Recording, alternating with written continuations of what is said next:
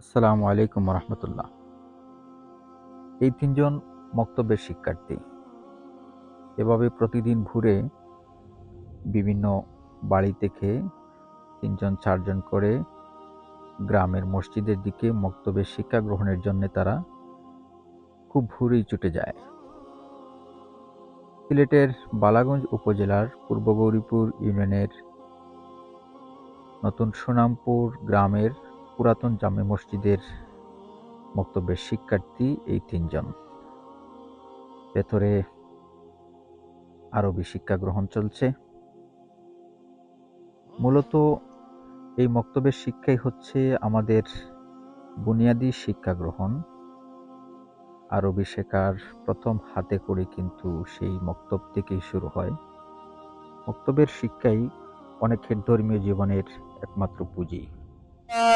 بعد الموت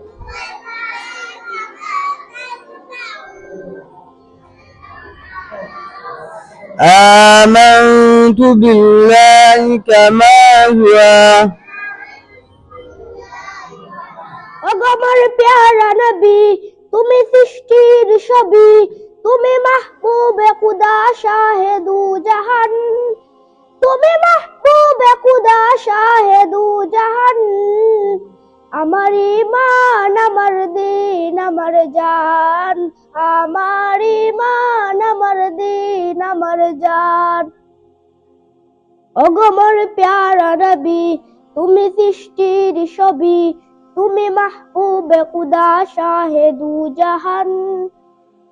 তোমারই নূর হতে এসেছে প্রাণ যাতে, ভালোবাসা আসে তাতে, এ নবীর তবু কাছে পাইলে সে প্রাণ। আমার ঈমান, আমার দিন, আমার জান, আমার ঈমান, আমার দিন, আমার জান। নানান কারণে যদিও বর্তমানে এই মক্তব অনেক গ্রামে অনেক জায়গায় তার আগের প্রাণ হারিয়েছে, আগের মতো জৌলুস আর এখন নেই।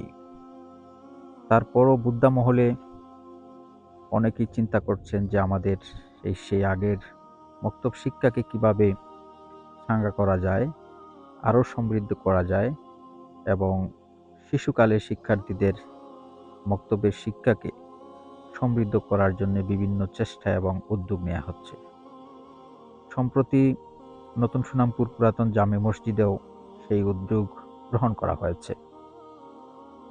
আজ থেকে দেখা যাচ্ছে শিক্ষার্থীদের উপচে পড়া ভিড় এবং উল্লাসমুখর একটি মক্তব পরিবেশ, যেখানে তারা আনন্দের সঙ্গে আসছে এবং উৎসাহ নিয়ে আনন্দের সঙ্গে লেখাপড়া করছে।